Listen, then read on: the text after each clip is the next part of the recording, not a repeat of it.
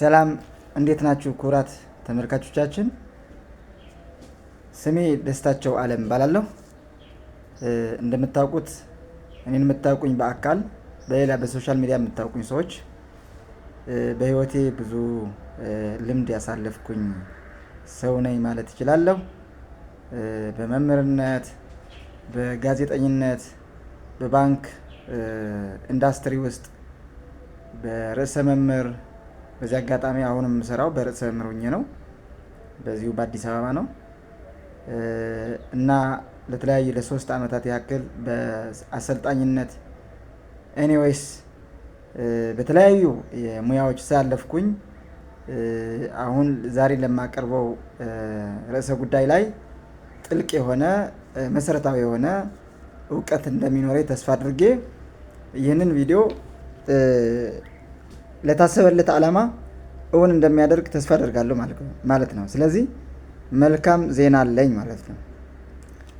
ሰበር ዜና ሳይሆን መልካም ዜና ለሚኒስትሪ ተፈታኞች በሙሉ ለ6ኛ ክፍል፣ ለ8ኛ ክፍል ኢቭን ለ12ኛ ክፍል ሚኒስትሪ ፈተና ለምትፈተኑ ተማሪዎች በሙሉ መልካም ዜና የምስራች ይዤላችሁ መጥቻለሁ። በዚህ ቪዲዮ ከመጀመሪያው እስከ መጨረሻው አብራችሁ ከቆያችሁ እርግጠኛ ነኝ ታተርፋላችሁ።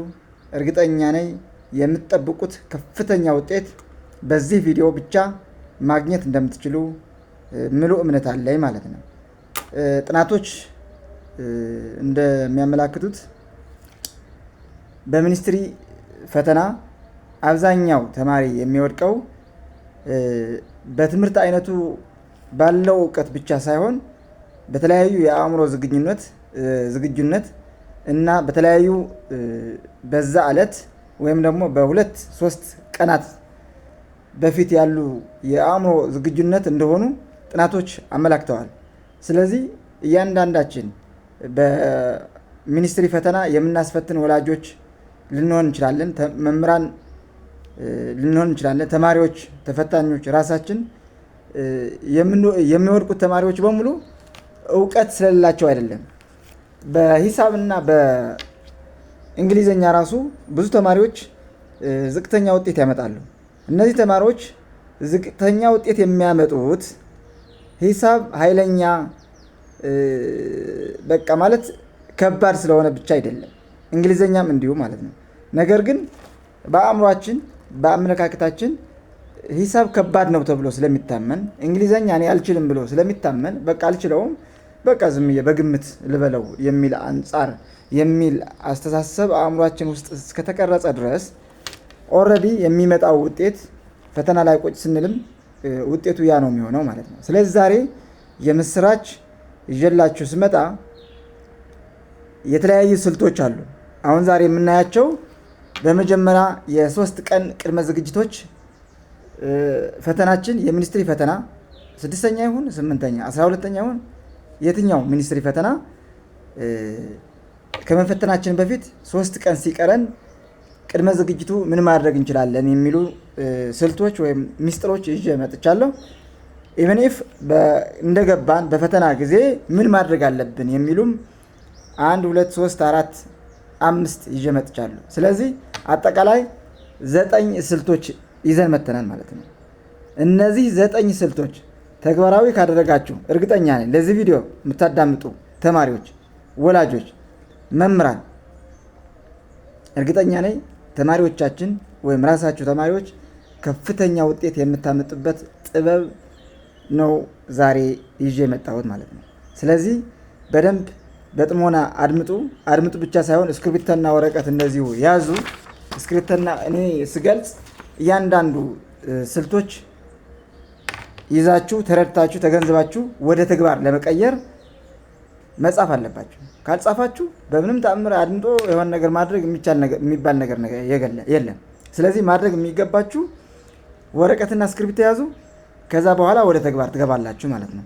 ስለዚህ በጣም ቀላሎች ናቸው፣ ግን ደግሞ እነዚህ ባለማድረጋችን ማለፍ ሲገባን እንወድቃለን። በትንሽ ነጥብ ከፍተኛ ውጤት 90፣ 95፣ 98፣ 99፣ 100 ማምጣት ሲገባን እነዚህ ስልቶች ባለማወቃችን ባለመተግበራችን ወደኋላ እንቀራለን ማለት ነው።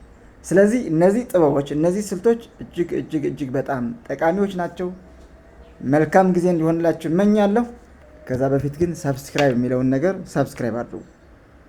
ለምን ለብዙ ተማሪዎች እንዲደርስ፣ ለብዙ ወላጆች፣ ለብዙ ትምህርት ቤቶች፣ ለብዙ ርዕሰ መምህራን እንዲደርስ ሰብስክራይብ አድርጉ።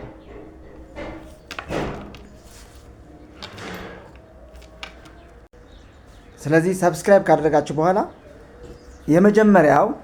የመጀመሪያው ፈተና 3 ቀን ሲቀረው ተፈታኝ ምን ማድረግ አለበት ከሚሉ ውስጥ 5 ነጥቦች አሉ ማለት ነው። እነዚህ 5 ነጥቦች በደንብ ተከታተል።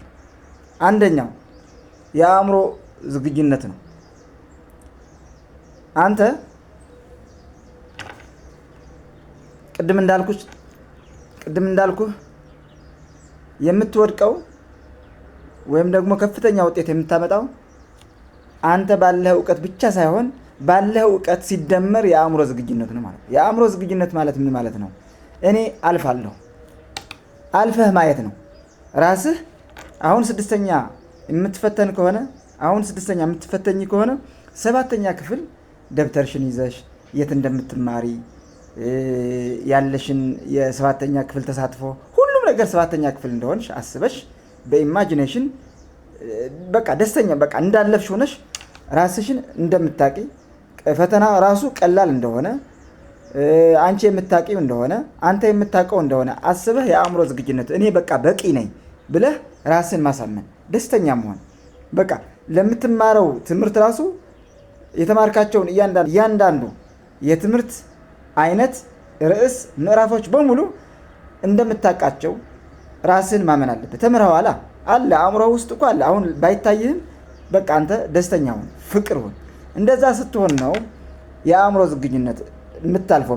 በቀላሉ በማስተዋል በመረጋጋት ስራህን መስራት የምትችለው አሁን 3 ቀን ሲደርሰው ማድረግ የሚገባው የመጀመሪያ ነገር አልፈህ ራስን ማየት ነው። 6ኛ ከሆነ 7ኛ ክፍል ስትማር ራስን ተመልከት።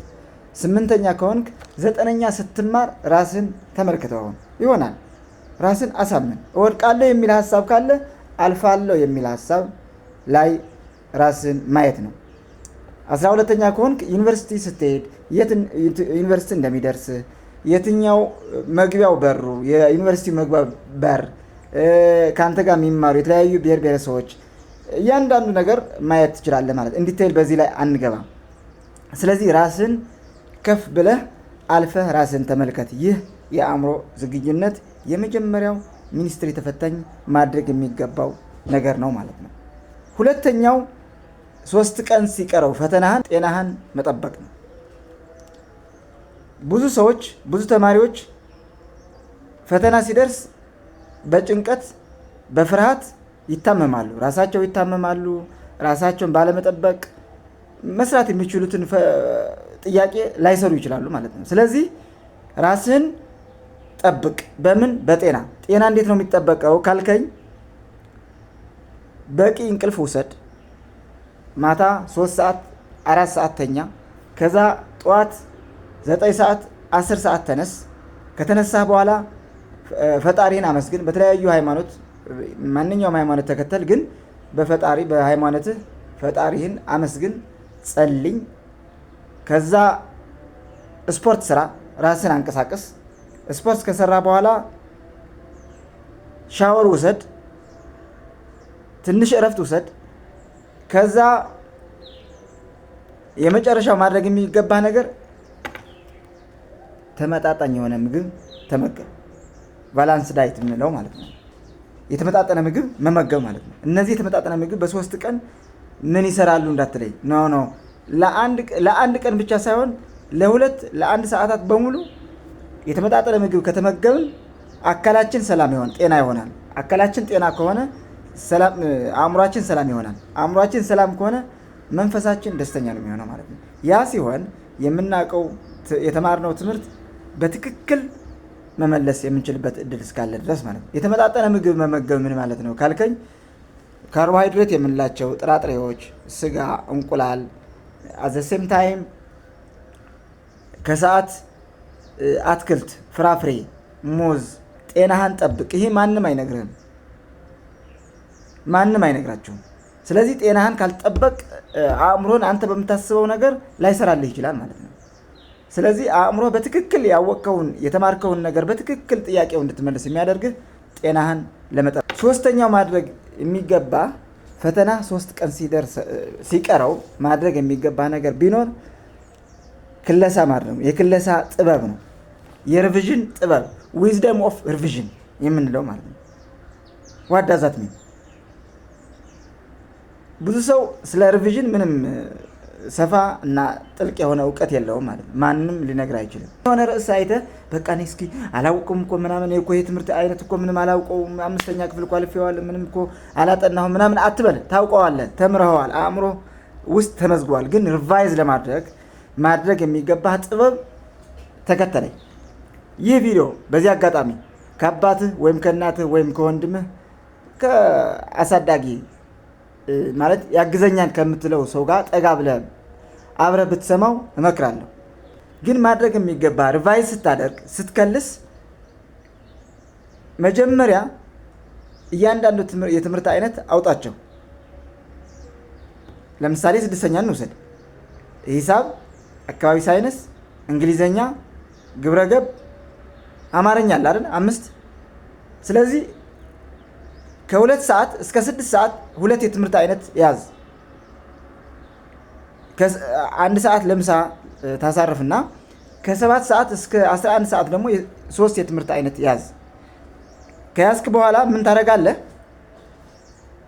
መጀመሪያ ለምሳሌ አማርኛ እንውሰድ። አማርኛ ስንት ምዕራፎች አሉ? ስንት ምዕራፍ ነው ያለው ትምህርት አይነት ራሱ? በምዕራፍ ከፋፍለህ ያዘው። እስኪ በቃ በ1 ሰዓት ምን ማድረግ እንደምትችል ላሳየህ ነው ማለት ነው። እኔ አድርጌው ስላለፍኩኝ እኔ በዚህ አጋጣሚ በዚህ ሰዓት ርዕሰ መምህር ሆኜ ነው የምሰራው።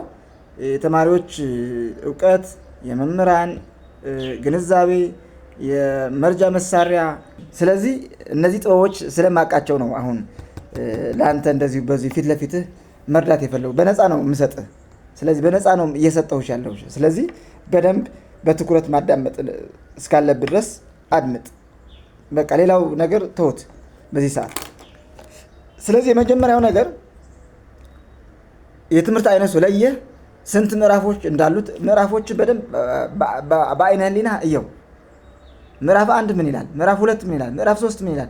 እስከ ያለው ምዕራፍ እስከ 6 እስከ 7 እስከ 9 ምዕራፍ ካለው እስከ 11 ካለው ምዕራፎች ምዕራፍ 1 ምን ይላል ስትል በምዕራፉ ውስጥ የተካተቱ እያንዳንዱ ጥያቄዎች እያንዳንዱ አብይ ርዕሰ ጉዳይና ንዑስ ርዕሰ ጉዳይ በደንብ ወደ አእምሮ ይመጣል፣ ታስታውሰዋለህ ማለት ነው።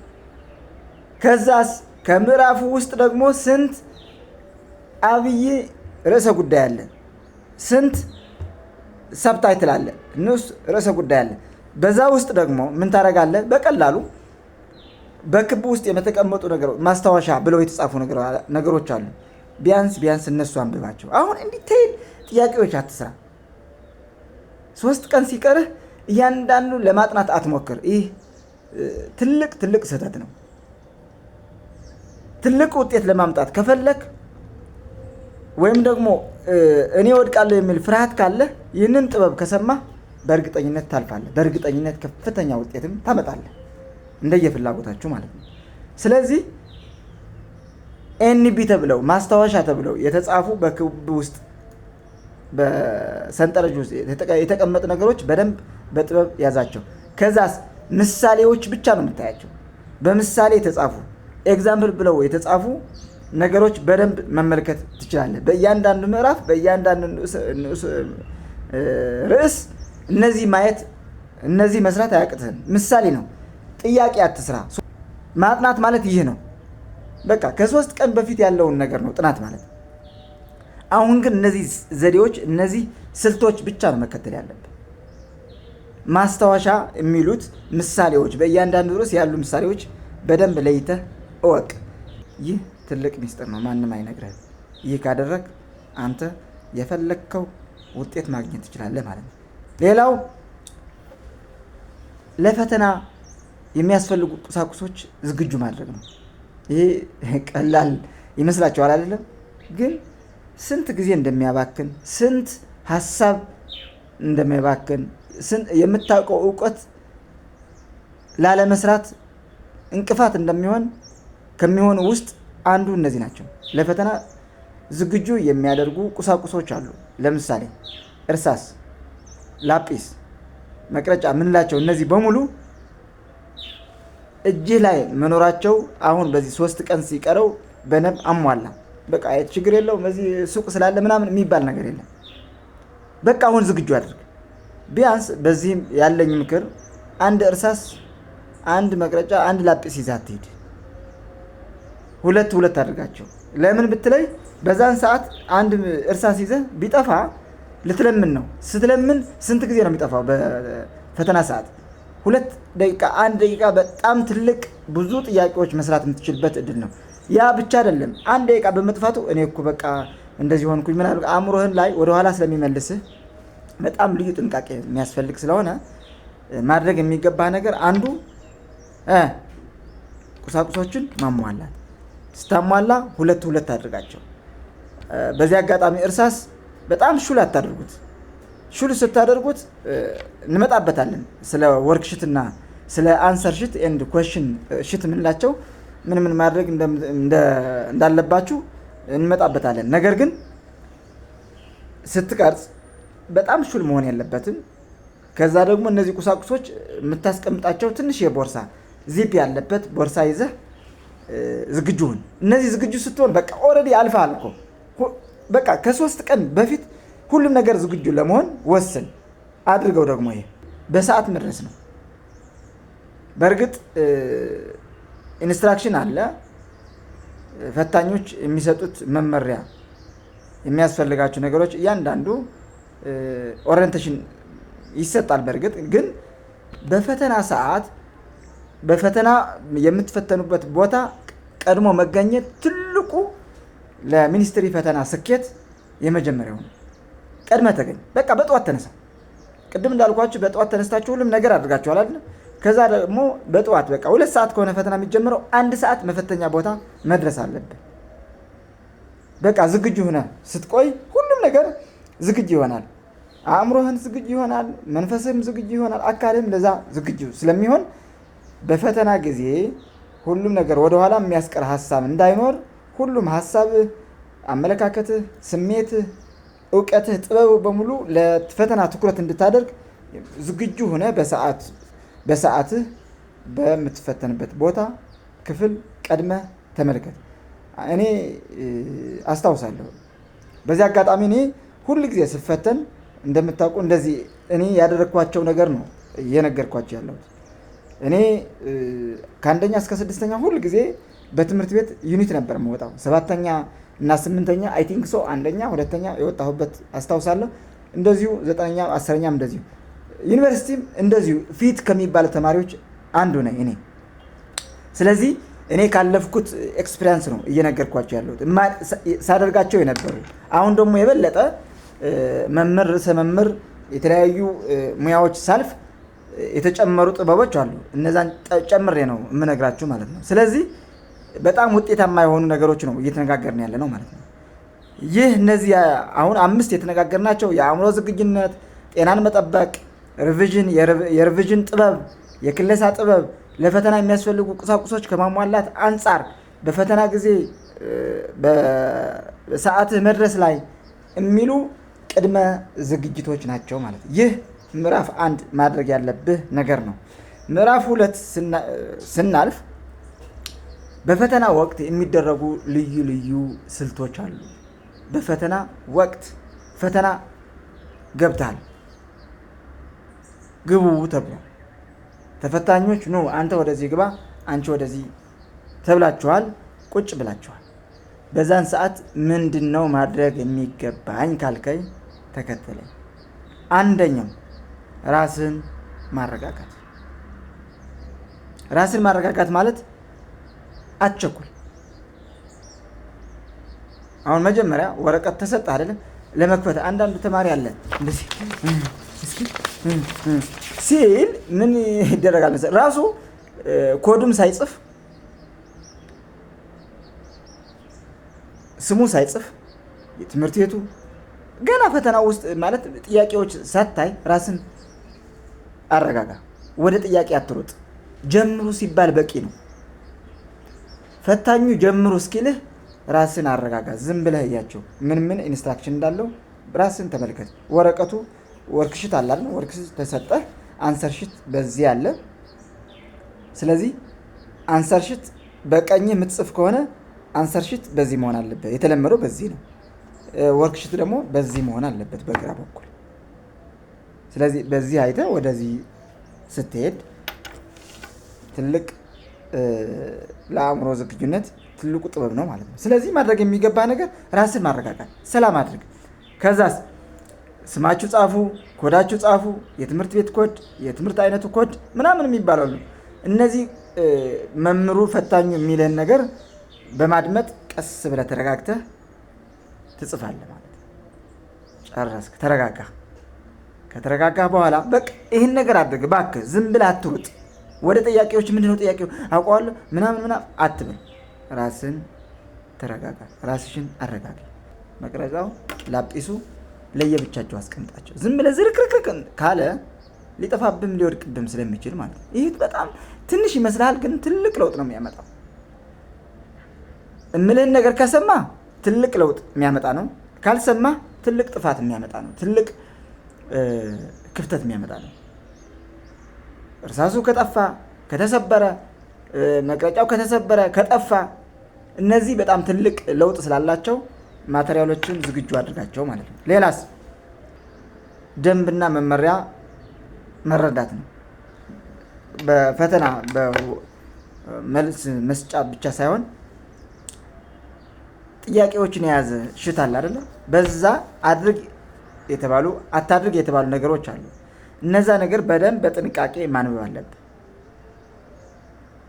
መምህሩ ፈታኝ ያለውን ነገር ማድመጥ፣ ከዛ ተግባራዊ ማድረግ፣ ከዛ ደግሞ እዛ የተጻፉ ነገሮች አሉ በደንብ ማንበብ፣ እዛም ተግባራዊ ማድረግ ነው። ያ ነገር ባለማድረግ ብዙ ሰው አያነበውም፣ አልፎ ነው ወደ ጥያቄ የሚሄደው። አትሩጥ፣ ጀምር ስትባል በቂ ነው አሁንም። ስለዚህ እነዚህ መመሪያዎች የፈተና መመሪያዎች ካላደረግ በጣም በጣም ትልቅ ክፍተት ስለሚያመጣ ያ ትልቅ ክፍተት አንተ በትንሽ በአንድ በሁለት ነጥብ ልትወድቅ ትችላለህ። ወይም ደግሞ በአንድ በሁለት ነጥብ ትልቅ ለውጥ ማምጣት የሚችልበት እድል ታባክናለህ ማለት ነው። ስለዚህ የመጨረሻው መመሪያ ደንብ ካነበብኩ በኋላ የጥያቄ ሽትና ወርክ ሽት መልስ መስጫና ጥያቄ የያዘው ሽት አለ አይደለም? እነዚህ ቅድም እንዳልኩህ በስነ ስርዓት መያዝ መቻል። ስፔሻሊ መልስ መስጫ ወረቀት በማሽን ስለሚታረም እርማት የሚሰጠው በሰው ላይሆን ይችላል። በማሽንም በሰውም ቢሆን ግን በንጽህና መያዝ። ቅባት እንዳይኖርህ ጥንቃቄ አድርግ። እጅ ላይ የሆነ ቆሻሻ እንዳይኖርህ። ቅባት ካለው ሊባላሽ ስለሚችል ማሽኑ ከገባ በኋላ ሊያልፈው ስለሚችል ማለት ነው። ስለዚህ የምትጽፈው በቀኝ እጅ ከሆነ መሆን ያለበት እኔ ስጠቀመው የነበረም ትክክለኛው የሆነው መልስ መስጫ ወረቀት በዚህ መሆን አለበት፣ በቀኙ በምትጽፍበት። ጥያቄ የያዘው ወረቀት በዚህ መሆን አለበት። ወይም ደግሞ ሌላው ስልት ምን አለ፣ በግራ የሚጽፉ ተማሪዎች አሉ። በዚህ አንሰር ሽት፣ በዚህ ወርክ ሽት ወይም ደግሞ ጥያቄ ሽት ምንለው ማለት ነው። ወይም ደግሞ ሌላው ሶስተኛው ሜትድ እዚህ ውስጥ ማስቀመጥ ትችላለህ። በታች አንሰር ሽት በታች ታስቀምጥና ጥያቄ ያለው ደግሞ በላይ አድርገህ ጥያቄው ታያለህ። ከዛ እንደዚህ አድርገህ እየከፈትክ ትሰራለህ ማለት ነው። ይህ አውቀዋለሁ ልትል ትችላለህ፣ ግን ትክክል አይደለም ማለት ልዩነት ስለሚያመጣ ነው። ትንሽ ነገር ልዩነት ትልቅ ልዩነት ስለሚያመጣ ነው አሁን በደንብ እየነገርኩ ያለው ማለት ነው። ስለዚህ የሚመችን ነገር በደንብ አድርግ ማለት ነው። ከዛስ አሁን በጣም በጣም ትልቅ ለውጥ የሚያመጡ ነገሮች ደግሞ አሁን እያየን እንሄዳለን ማለት ነው። ስታጠቁር በጣም ልዩ ጥንቃቄ ማድረግ ያለብህ ነገር ቢኖር መልስ መስጫ ለምሳሌ ሀ ለ ሐመሩሃ መ የሚሉ አሉ። በዛ ውስጥ ያው በሞዴል አይታችሁታል። ከመልስ መስጫው ውጭ ማጥቆር ከቻልክ በችኮላ ወይም ደግሞ በቸልተኝነት ትልቅ ጥፋት ነው የሚሆነው።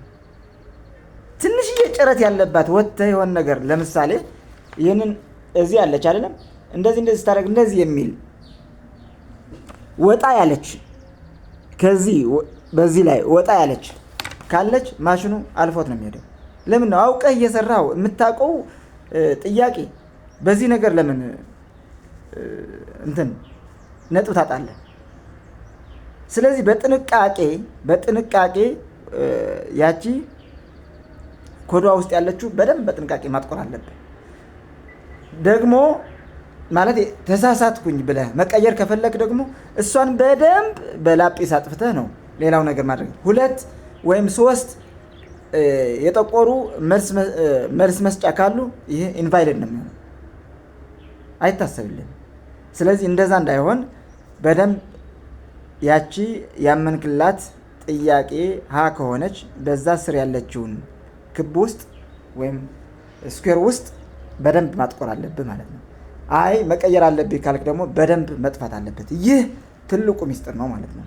ሚስጥርም አይደለም ይታወቃል። ነገር ግን ይህ ካላደረግክን ዋጋ ትከፍላለህ ማለት ነው። ሌላው አንዳንድ ተማሪዎች በጣም የሚሸወዱት እኔም ራሴ የተሸወድኩበት የሆነ ጊዜ የተሸወድኩበት አለ። ሁለተኛው ጥያቄ ከበደኝና ሶስተኛው ጥያቄ ተመልሼ እመጣለሁ ለሁለተኛ ብዬ ሶስተኛው ጥያቄ መስጫ አሁን ይሄ የጥያቄ ሽት ነው። የጥያቄው ሽት ሁለተኛው ጥያቄ አከበብኳት። አክብቤ ተመልሼ ሌላ ጊዜ ማለት ይሄ ከጨረስኩ በኋላ ተመልሼ መጥቼ እሰራታለሁ ብዬ መልስ መስጫ ሶስተኛው ጥያቄ ሲሄድ ያስቀመጥኩት ይሄን መሰላችሁ። ሁለተኛው እዚህ ጥያቄ መስጫ ወረቀት ላይ ጥያቄ ያለው ወረቀት ላይ ጥያቄ ምልክት አድርጌ ነው የሄድኩት እመለስበታለሁ ብዬ ማለት ነው። ነገር ግን ሶስተኛው አልፌ ስሰራ እዛ መልስ መስጫ ወረቀቱ ላይ ሁለተኛ ነው ያስቀመጥኩት። ምን ይፈጠራል መሰላችሁ? ከ2 እስከ 40ኛው ያለው ጥያቄ በሙሉ ይሰረዛል። በቃ ይዞት ነው የሚጠፋው ማለት ነው። ስለዚህ እኔም መክረው ያለኝ ምክር ቢያንስ አትለፉት። እዛ መልስ መስጫ ወረቀት አትለፉት። በቃ አጥቁሩት። ለምን ሊያደናግራችሁ ስለሚችል ማለት ነው። ለበለጠ ለብዙ ጥያቄዎች የምታውቃቸው ጥያቄዎች ይዞ እንዳይጠፋ ጎርፍ እንዳይሆንባችሁ መጀመሪያ ምን ማድረግ አለባችሁ ማለት ነው። እዛ ጥያቄ ያለው ሽት ጥያቄ ምልክት አድርጉት፣ ችግር የለውም ተመልሼ ሪቫይዝ አደርገዋለሁ ብሎ ማየት። እዛ መልስ መስጫ ግን አትለፉ። ይህ ትልቁ ሚስጥር ነው። ትልቅ ጥበብ እየነገርኳችሁ ነው። እባካችሁ እያደመጣችሁ ከሆነ ማለት ነው። ስለዚህ እንዳታልፉ። መልስ መስጫ ወረቀት በግምትም ቢሆን አስቀምጡና ተመልሳችሁ ምን ታደርጋላችሁ? ታያላችሁ። ተመልሳችሁ ላጲስ ታዲያ ለምን ነው የመጣው? ላጲስ እኮ ይዛችኋል አይደል? ስለዚህ አትለፉ። ተመልሳችሁ ያቺ ጥያቄ አይታችሁ አይ ይሄማ መቀየር አለበት ካላችሁ ትቀይሩታላችሁ። እባካችሁ አሁን ደግሜ የምነግራችሁ ለዚህ ቪዲዮ የምታደምጡ ተማሪዎች፣ መምህራን፣ ርዕሰ መምህራን፣ የትምህርት ባለቤቶች፣ ወላጆች በመልስ መስጫ ወረቀት ተማሪዎች እንዳያልፉ አጥቁሮ ማለፍ አለባቸው። ሌላው ስልት በዚህ በፈተና ወቅት ማድረግ ያለባችሁ ነገር አንድ ጊዜ ገረፍ አድርጋችሁ አንብቡ። ለአንድ ጥያቄ 3 4 አታንብቡት። በቃ አንድ ጊዜ ስታነቡ ምናልባት ካልገባችሁ 2 ጊዜ አንብቡት። ከዛ ግን 3 ጊዜያችሁ አታጥፉ። ለምን? ቀላል ነገር ለእናንተ በቀላሉ የሚገባችሁ ሌላ ቀጣይ ጥያቄ ስለሚኖር ያንን እየሰራችሁ በሄዳችሁ ቁጥር ኮንፊደንስ ይሰጣችኋል። ግን አንድ ጥያቄ ለምንድን ነው ይሄ ያልመጣ? ለምንድን ነው የማላውቀው? ይሄን እኮ አውቀው ነበረ ለምን ምናምን የሚባል ነገር የለም። መጀመሪያ አንብቡ። ካልገባችሁ አጥቁሩ። ከዛ ሁለተኛው እለፉ፣ ሶስተኛው እለፉ። ስለዚህ አንድ ጥያቄ ላይ ችክ አትበሉ። ለምን? አቋርጥ 10 ደቂቃ 5 ደቂቃ ቀረባችሁ ሲባል መስራት የምትችሉት ቀላል ጥያቄ ላትሰሩ ስለምትችሉ ለከበዳችሁ ጥያቄ እያጠቆራችሁ ሃይላይት እያነበባችሁ እለፉ። ከዛ ሚስጥሩ ከሰራችሁ በኋላ የምታውቁት ነገር ከሰራችሁ በኋላ ተመልሳችሁ ስትመጡ በጣም ነው የሚያስገርመው። እምቢ ያላችሁን ጥያቄ ተመልሶ ሪማይንድ ያደርገውና በቀላል ትሰሩታላችሁ። ሌላው አማርኛ፣ እንግሊዘኛ አጠቃላይ ምንባብ ያለበት ሰፊ ምንባብ ያለበት ጥያቄ ሲኖር አንድ ጊዜ አንብባችሁ ከቻላችሁ አጭር ከሆነ 2 አንብቡት። ተመልሳችሁ አሁንም ችክ አትበሉት። ስለዚህ እኔ አሁን ሁሌ የማደርገው በቃ አላልፍም። እኔ አንዳንድ የሚሉት ነገር አለ። ምንባብ ከሆነ አልፈን ሌላው ጥያቄ ሰዋስው፣ ግራመር፣ ዲያሎግ ምናምን ከሰራን በኋላ ነው ተመልሰን ንባብ የምንሰራው የሚሉት። ግን አእምሮ ምንድን ነው የሚለው? አልፈሃል እኮ ጥያቄ እኮ ያልተሰራው ጥያቄ አለ፣ ለምን ነው ያሳለፍከው ምናምን። እየጠረክ ስትሄድ ግን ነፃ እየሆንክ ነው የምትሄደው። በቃ ባታልፉ ነው እኔ የምመክረው። ምንባብም ቢሆን በቀላሉ አንብባችሁ በቀላሉ መልስ መስጫ ወረቀት ታስቀምጡና ከዛ ካለቀ በኋላ ሁሉም ጥያቄ ከመለሳችሁ በኋላ ስትመለሱ እረፍት ነው። በጣም የሚገርመው ነገር በጣም እረፍት ነው።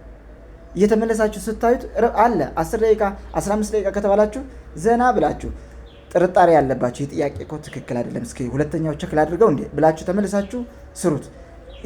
መጀመሪያ ግን አትለፉ ባካችሁ። ባታልፉ ነው እኔ የምመክረው።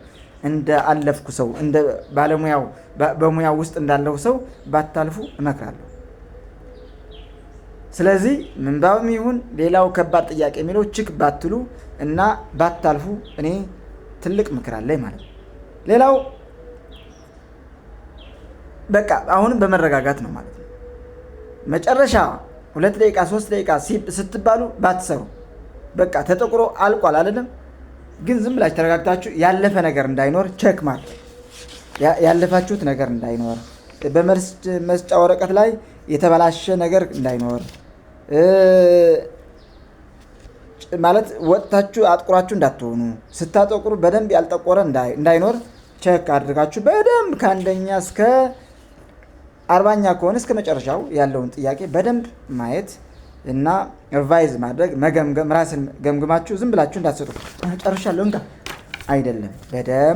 በደንብ ማየት ያስፈልጋል። ሪቫይዝ ማድረግ ማለት ነው። ጨረሳችሁ፣ በሰላም ከጨረሳችሁ በኋላ ትወጣላችሁ። አሁን ደግሞ ሁለተኛው ፈተና አላችሁ፣ ወይም ደግሞ ነገ አላችሁ፣ ወይም ደግሞ ከነገ ወዲያ አላችሁ አይደለም። ከወጣችሁ በኋላ ለቁርሳችሁ ወይም ለምሳ ሰዓታችሁ እንጂ በጣም የተለመደው ስህተት ተማሪዎች ጋር እኔንም ሲያጠፋኝ የነበረ በጣም ብዙ ጥያቄዎች ሲያባክንልኝ ውጤቴ ዝቅ ሲያደርግብኝ የነበረ ከወጣችሁ በኋላ ይህን ጥያቄ ምን አልከው ምናምን እያላችሁ ከሌላው ተማሪ ባትነጋገሩ እመርጣለሁ። አትነጋገሩ። በቃ ለራሳችሁ ማጥናት ካለባችሁም ታጠናላችሁ፣ ችግር የለውም። ግን ከተማሪው ጋር ስለ ፈተና አትነጋገሩ። በቃ ያለፈ አልፏል። አሁን በቃ ከመለሳችሁ ብርታት ይሆናል። ግን አንድ ደግሞ እንደዚህ ነው ያልኳት ምናምን ሊል ይችላል። ያንን ስሜት ለሁለተኛው ፈተና ስለሚረብሻችሁ፣ ከተረበሻችሁ ደግሞ ያንን እያሰባችሁ ስለምትሰሩ ይሄ ትልቅ ጥፋት ነው። ካልተነጋገራችሁ ደግሞ ትልቅ ጥበብ ነው። ከማንም ጋር አትነጋገሩ። በቃ ፈተናው ተጀመረ አይደለም 3 ቀን ከሆነ 3 ቀን እስከሚያልፍ ከማንም ተማሪ ጋር አትነጋገሩ። አስፈላጊ አይደለም። ማጥናት ካለባችሁ፣ ጥያቄ መጠያየቅ ካለባችሁ ለ1-2 ሰዓት በቃ ቤታችሁ ከተመለሳችሁ በኋላ መነጋገር ትችላላችሁ። ወይም የሆነ ላይብረሪ የምታጠኑበት መንገድ ካለ ችግር የለውም፣ አጥኑ በተረጋጋ መንፈስ ማለት ነው። ግን በፈተና ጊዜ ተፈትናችሁ ፈተና ውስጥ ገባችሁ እስክትወጡ ድረስ ግን ከማንም ተማሪ ስለ ፈተና ምን ነበረ፣ ይህን ነገር ምን አልካት፣ እንደዚህ ሳትኳት አመጣኋት፣ ታውቃታለህ ወይ ምናምን የሚባል ነገሮች አሉ። ይሄ አታድርጉ። የመጨረሻ ምክሬ ነው። እነዚህ